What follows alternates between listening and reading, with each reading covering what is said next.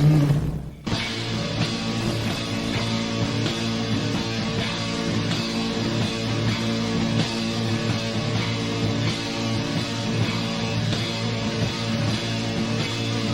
Agent Morris with the NSA. We have identified some very, very interesting anomalous type of aircraft. Traffic is quite luminous and is exhibiting some non-ballistic motion. Over. Move very rapidly at any speed or whether any direction it wanted to go. Flag could change and go to the right or the left or go crossways without hesitating a bit. What do you think it was? Well, if they call it a flying saucer, that's what it is.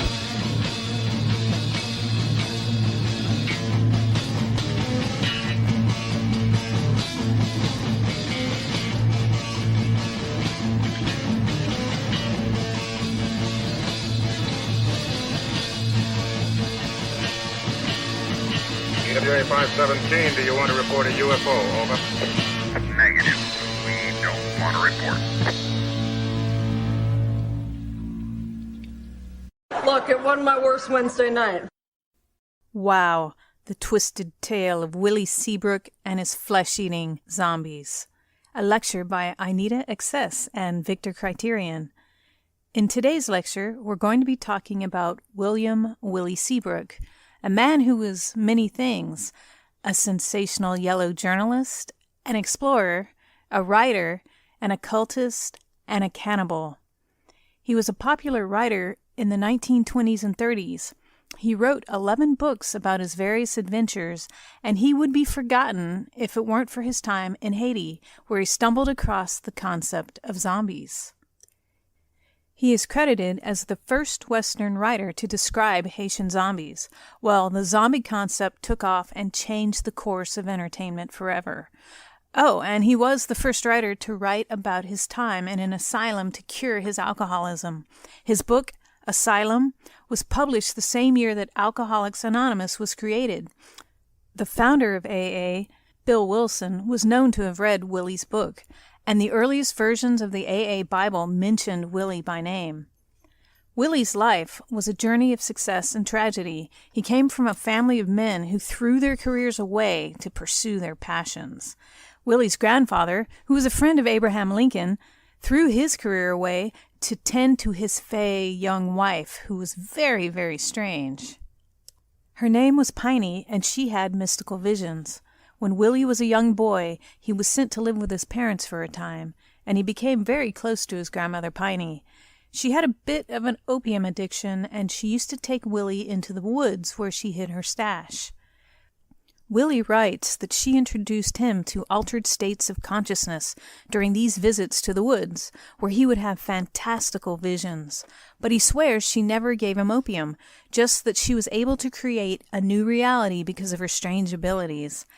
This exposure to altered states at such a young age was going to mark his journey through life. It created the first of what Willy would call his supreme wants, a tremendous desire in Willy to explore the various ways to get into altered states. Willy's grandfather had thrown away a powerful job as the collector of the port at Baltimore, and now he was the owner of a small county newspaper in Westminster, Maryland. Willy used to hang out in the office and marvel at this man who would write things down on a paper with a feather quill pen and then hand the paper to a team of typesetters who would convert his writings into a newspaper. Willy was particularly taken with the grand steam-powered printing press that majestically turned his grandfather's words into the words that were to be read by the entire county. This, Willy recalled, was the genesis of his second supreme want, and that was to become a writer. Willy's father was being prepared to become a congressman when he heard the calling of God and threw away his political career to become a pastor. This decision meant that the family moved to Kansas during Willy's childhood. His father bought a stereopticon machine and spent a lot of money on slides to show the Native Americans scenes from the Bible. Being the child of a pastor, Willy was bored by his father's sermons, but when his grandfather would read the vivid tales of the Old Testament, it created a desire for Willy to find a living religion that practiced altered states. In 1917, Willy got his start as a writer when he was an ambulance driver in World War I. His diary was adapted to a short book about his experience, which included being gassed in Verdun. He was awarded the Croix de Guerre for his injuries. After college in New York City, Willy became a newspaper writer, and Katie opened a very popular coffee shop in the basement of 156 Waverly Place. It was the kind of place that had no sign or exterior markings. It was more like an insider's club. They met everyone who was someone in Greenwich Village. Nobel Prize-winning author Sinclair Lewis, poet and playwright Edna St. Vincent Millay, painter Bob Chandler, puppeteer Tony Sarg, and many others. But one of the more interesting people they met and became friends with was Aleister Crowley. Aleister Crowley was an occultist, a writer, and a mountaineer. When Willy first met Crowley, Willy thought that he looked like a nursery imp masquerading as Mephistopheles. Crowley was known as the most wicked man in the world, who used to sign his letters with the Beast 666. Throughout his life, Crowley was kicked out of most European countries for running various occultist cults. Crowley once owned a house on the shores of Loch Ness, Boleskine House, where he attempted to perform a lengthy ceremony of Abramelin the Mage. Some believed that he might have conjured the monster from the lake. He was unsuccessful in completing the full ritual. The house was later owned by musician Jimmy Page of Led Zeppelin. Sadly, it burned down a few years ago. In the summer of 1920, Willy invited Crowley to his farm outside Atlanta. Crowley spent 2 months there, which was plenty of time for them to do some experiments. One night they talked about the vow of silence taken by Trappist monks, and so they decided to do a variant of that, by speaking for a week using one prearranged monosyllable. Some of the monosyllables that were rejected were woof, moo, and ba. The word that they chose was wow, and so they spent an entire week saying nothing but the word wow. Willy and Crowley were amazed at how well they could communicate with different intonations of a single word. Then, one night they drank a gallon of moonshine and had an incredible conversation using the word wow. Willy insisted that he and Crowley held a deep and profound philosophical conversation that lasted for hours. He later wrote about that experience in what he claimed to be his only work of fiction that he sold to a magazine called The Smart Set. The previous summer, Crowley decided to go into the wilderness for 40 days to engage in prayer and meditation. At the time, Crowley didn't have any money, so Willy and Katie gave him cash and a list of provisions that he was going to need, then bought him a canoe and a tent. The next day they went to see Crowley off and discovered that he had spent the money for food on 50 gallons of red paint. They were beside themselves, and they asked him how he was going to eat. Crowley said, "I will be fed as Elijah was fed, by the ravens," and off he went. Somehow, during his 40-day retreat, he convinced the local farmers to feed him while he painted on the cliffs, in gigantic red letters, 2 enormous sentences: "Every man and woman is a star," and "Do what thou wilt shall be the whole of the law." Willy eventually managed to turn his friendship with Crowley into a lurid 12-part series titled Astounding Secrets of the Devil Worshipper's Mystic Love Cult. It was the tale of Crowley's depraved cult in Sicily, where one of the cultists died supposedly after drinking cat blood in a dark ritual. Crowley's response to the series was mixed. He felt no ill will towards Willy, but he felt that Willy was a backslider on his quest to become a serious writer, and that his story was absurdly incomplete. Finally, Crowley said of Willy, "When the facts failed, they must be filled up with fiction, and where they obstructed his wild career, they must be distorted into fantastic form." Willy enjoyed writing newspaper articles for Hearst and King Features Syndicate. He said they wanted good, clear, exciting, vivid writing and were willing to pay for it. And yet Willy knew that his literary friends hated William Randolph Hearst. In fact, there was an office joke about a Hearst writer who said that he had told his mother that he played piano in a brothel instead of writing for Hearst to explain the fat paychecks. During these years in New York City and Greenwich Village, Willy and Katie were surrounded by sculptors, architects, artists, and writers. Because Willy had once sold his short story Wow to the literary magazine The Smart Set, he was usually introduced to members of high society as a short story writer. But the stain of being a writer for Hearst did stick to Willy and showed up in surprising ways. Years later, when Willy was introduced to his favorite writer, Theodore Dreiser, a man who had just missed getting the Nobel Prize in Literature, Willy was introduced as the writer of The Magic Island and Jungle Ways. Dreiser sneered at him and made a cruel comment about yellow journalism. This slight deeply hurt Willy and reinforced the stigma that his time with Hearst had left with him. But when Willy was working for the paper, he enjoyed it thoroughly. He embraced sensationalism and wrote many articles, including one about the bob-haired bandit. The Bob-Haired Bandit was the story of a petite young woman named Cecilia Cooney and her husband who had committed a series of armed robberies in 1924.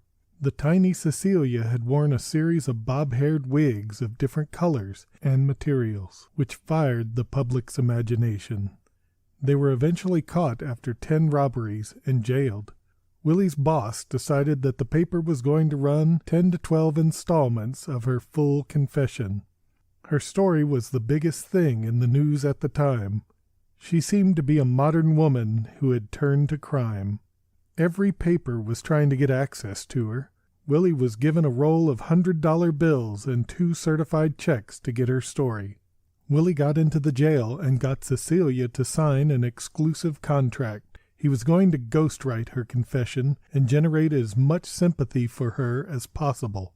He needed photographs for the story, so he went to Katie's coffee house and got a suitcase full of donated clothes from all the young women who were there. The next morning, he set up a one-woman fashion show in the jail, where Cecilia was photographed in a number of outfits, including one photo that had her in Katie's turban and handcuffs that belonged to Willy's play partner, Deborah Luris.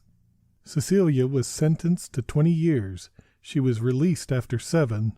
She lived a quiet, uneventful life until she died in 1992. After the success of this story, Willy was promoted to being an associate publisher. He hated the position. He spent several years doing the business side of publishing and not writing very much, until he fired himself and went back to his old job as a writer for King Features Syndicate. But the fun was gone. He was itching to do something else.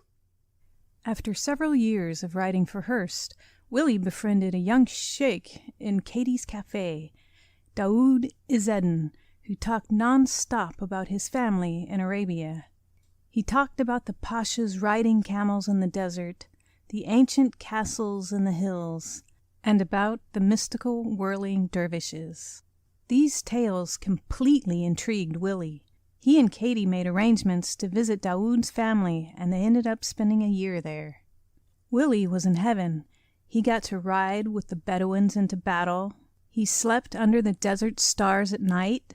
He got to study the altered states and living religion of the whirling dervishes, and got to visit ancient temples in the mountains. But mostly, he was vastly enamored by spending time in societies that were unchanged after 1,000 years. He became friends with a desert pasha, who offered him the position of a minor sheikhship with command of 100 horsemen. But Willy turned him down, and he and Katie went back to the United States. When he and Katie came back to New York, the public was clamoring for stories about Arabia. A few years earlier, tales about Lawrence of Arabia had electrified the public's interest in all things Arabian. Willy was invited to give a talk about his Arabian adventures at the Foreign Policy Association meeting. At the meeting, the publisher of the magazine Asia asked Willy for a 6-part article. These articles led to a book contract. In 1927, Adventures in Arabia was published. It was a well-received book, and Willy was ecstatic that he had written his first real book. His early childhood dream of being a writer was coming true, and his future looked brighter than ever. His second book was about Haiti, called The Magic Island. But next, we're going to talk about his third book, Jungle Ways, and explore Willy's descent into cannibalism. Shortly after Willy's second book, The Magic Island, was published, he was invited to lunch in New York City by a man named Paul Morand. Paul was a writer and in the French diplomatic service. He was rich, famous, and had a lot of political influence in France. At lunch, Paul said that no matter what Willy was planning to do next, he simply had to go to West Africa. Paul had recently returned and said that the things that Willy had experienced in Haiti were nothing compared to what waited for him in West Africa. There were bigger voodoo temples, more elaborate jungle rituals and ceremonies, and stylized dancing that equaled the ballet russe. And he said all of this culture was dying out because of the colonial occupation and commercial exploitation. Of course, Paul mentioned that he knew about certain warrior tribes that still practiced traditional cannibalism, and other tribes that still practiced ritual human sacrifice. He mentioned that all the African explorers knew about these tribes, but they were all too much in a hurry to fully appreciate the situation. Paul told Willy that he could provide names, places, and access to voodoo priests and witch doctors, and that he could help facilitate the trip. Then he said, "You must see a human sacrifice, and you must eat human flesh. Unless you succeed in doing one or the other, or both if you can, I wouldn't write the book at all." Cannibal warning. So we are about to talk about cannibalism. We'll let you know when we're done. There will not be any graphic images about or vivid descriptions of cannibalism, so it won't be too bad. So Willy and Katie went to West Africa and spent a year there. He was introduced to the various warrior tribes, including the cannibal ones. He observed many esoteric rituals, like the juggler magicians who juggle children, and masked fortune-telling witch doctors. And he spent months studying with various witch doctors in the jungle. And yet he couldn't seem to get into a cannibal feast. Until one day, the king of the cannibals, Monpo, asked Willy for an aphrodisiac. The legend surrounding Willy at that time was that he was an accomplished witch doctor. The problem was that Monpo was going to get married to another wife in an annual tradition. He already had 39 wives from previous traditions, and he was looking for some assistance. Now Willy was in a bit of a spot, because if his medicine didn't work, then Monpo would think that he'd been double-crossed, that Willy wasn't really a witch doctor. But if Willy was successful, he could ask Monpo for a cannibal feast. So Willy made a potion that he had learned during his time in Haiti. The potion was made of rum, powdered shellfish, the sounds of drums, and a lot of singing. Well, the potion was successful, and so Willy asked to partake in the next cannibal feast, and Monpo agreed. Willy didn't have to wait long. The feast happened after a local skirmish. Willy had seen the young enemy warrior killed in battle, but he wasn't allowed to see the preparation because of ritual reasons. Well, Willy figured out that the whole thing was a ruse when a drunken Monpo offered him the hand as a delicacy. Willy could immediately tell that it was not the hand of a man, that it was the hand of an ape. So Willy realized that he was going to have to try something different. After the trip to Africa, Willy and Katie parted ways. Earlier, right before the trip, Willy had fallen in love with a woman named Marjorie, and Katie had fallen in love with Marjorie's husband. So after the trip, the four of them decided to do a permanent wife and husband swap. Willy and Marjorie went to France. Willy made arrangements with a friend, Jean-Guyon Cosbrun, which is probably a made-up name, but Willy claimed he was a journalist who covered accidents for the local paper. Years later, Willy described his real experience with cannibalism in his autobiography, No Hiding Place, in one succinct paragraph. Marjorie, however, in her book, The Strange World of Willy Seabrook, devoted a very dramatic chapter to the whole experience. She was deeply disturbed by this experience.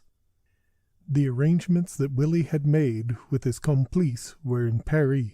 He and Marjorie lived in Toulon, so they traveled to Paris and had to borrow the kitchen of a friend, Willy's French translator, Daniel Blanc. Willy told the cook that the meat was a wild African goat that had never been eaten before. So the cook offered to roast a piece, broil the next, and make a ragout with the remaining pieces. About that time, Daniel Blanc's vegetarian wife came home with a friend, and they seemed very intrigued with the exotic meat.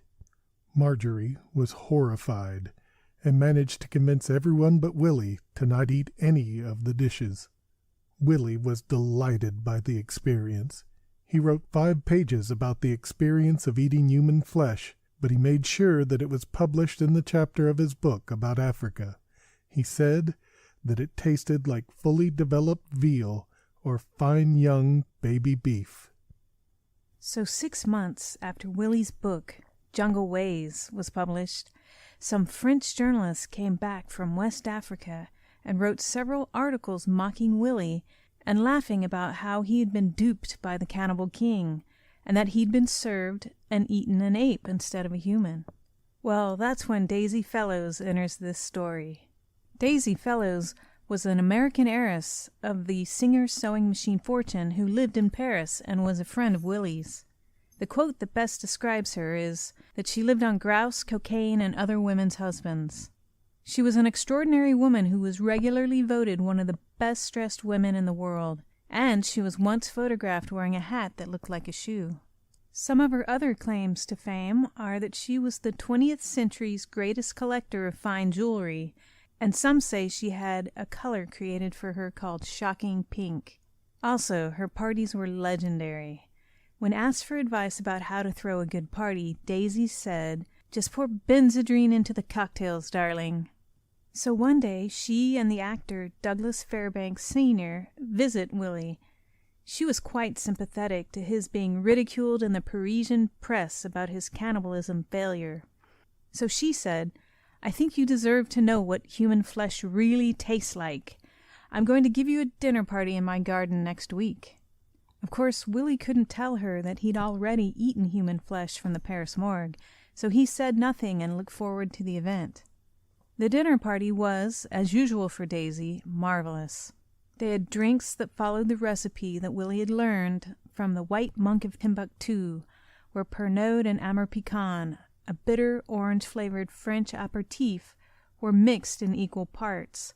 They sat in the garden at a table covered with white linen and silver, and were served by an army of uniformed staff.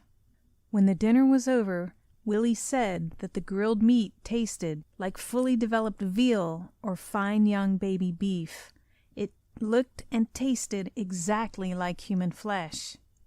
He also said that nobody but Daisy Fellows knows what the real truth is about that cannibal feast. Whether or not it was human flesh and where she got it, no one knows. Willy's book Jungle Ways was a sensation, and he might have become known for his cannibalism if it hadn't been for his second book about his earlier trip to Haiti. Cannibal warning over. We now return to our regular presentation about zombies.